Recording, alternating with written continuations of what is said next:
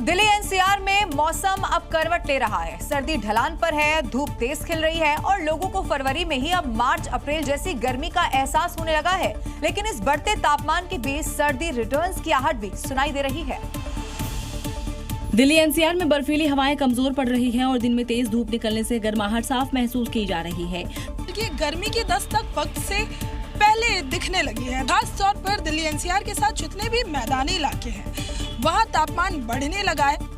कल जहां दिल्ली का अधिकतम तापमान 27 डिग्री और न्यूनतम तापमान 9 डिग्री सेल्सियस रहा, तो वहीं अगले 24 घंटे में अधिकतम तापमान 27 डिग्री और न्यूनतम तापमान करीब 11 डिग्री सेल्सियस रहने का अनुमान है। दिल्ली ही नहीं बल्कि यूपी और बिहार तक दोपहर की चिलचिलाती धूप लोगों का पसीना निकाल रही है। सर्दी लगभग विदाई की तरफ है और मौसम तेजी से गर्मी की तरफ बढ़ता नजर आ रहा है।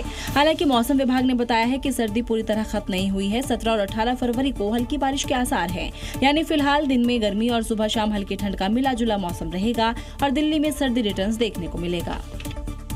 और अब अगली खबर दिल्ली से ही है, जहां आरके पुरम इलाके के एक ज्वेलरी शॉप से चोर करीब 3 करोड़ रुपए के गहने उड़ाकर फरार हो गया। चोर दुकान के अंदर शटर काटकर दाखिल हुए और गहने लेकर रफू चक्कर हो गए।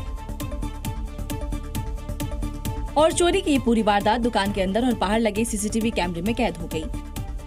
देखिए, चोरी करने से पहले चोर कैसे दुकान की रेकी कर रहे हैं। इनके चेहरे ढके हुए हैं। दुकान में दाखिल होने से पहले चोरों ने शटर को काटा और फिर अंदर दाखिल हुए। अंदर दाखिल होते ही चोर गहनों पर टूट पड़े।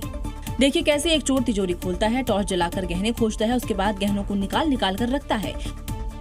दूसरा चोर थैले में गहनों को भरता है। चंद मिनटों में चोर आराम से तिजोरी खाली कर देते हैं और फरार हो जाते हैं। चोर दुकान से 70 से 80 किलो चांदी के गहने और 200 से 250 ग्राम सोने के गहने लेकर फरार हो गए। अब पुलिस सीसीटीवी फुटेज के आधार पर चोरों की तलाश कर रही है, लेकिन अभी तक किसी की गिरफ्तारी नहीं हुई है। चोरी की इस वारदात ने दिल्ली में सुरक्षा पर बड़े सवाल खड़े कर दिए हैं।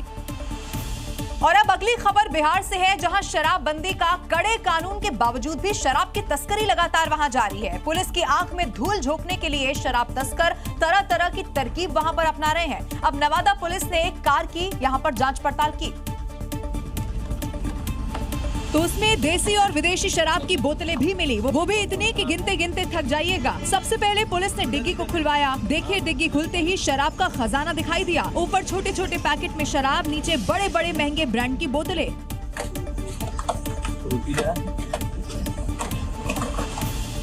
बॉटल भी है। जब पुलिसकर्मी ने ड्राइवर से पूछा कि और कहाँ रखे हो, तो उसने उस तहखाने के बारे में भी बता दिया, जहाँ कोई सोच भी नहीं सकता कि यहाँ भी शराब हो सकती है। कहाँ रखे हैं? आगे भी है?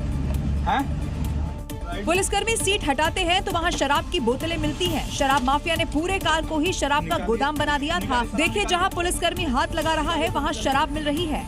नवादा में जांच के दौरान शराब की बड़ी खेप पकड़ी गई। होली को देखते हुए पड़ोसी राज्य से बिहार में शराब की तस्करी हो रही है, लेकिन पुलिस भी चौकस है और तस्करों के हर जुगाड़ को फेल कर रही है। शनिवार का दिन हादसों का दिन रहा। देश के अलग अलग राज्यों से हादसे की तस्वीरें सामने आ गई हैं और हादसों की जो तस्वीरें हैं वो सीसीटीवी में कैद हो गई, जिन्हें देखकर हर किसी की रूह कांप जाएगी। यानी शनिवार का दिन सड़क पर चलने वालों के लिए काला दिन रहा। हिमाचल प्रदेश से लेकर गुजरात तक हादसों की तस्वीरों ने यहां पर दिल दहला दिया।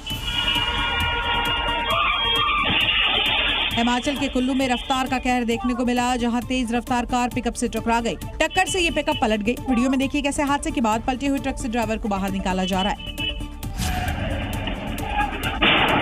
गुजरात के जामनगर में तेज रफ्तार पिकअप दीवार से जा टकराया। रफ्तार की वजह से पिकअप पहले ही टेढ़ा हो जाता है और इसके बाद सड़क से नीचे उतरकर दुकान के बाहर लगी पानी की टंकी में घुस जाता है।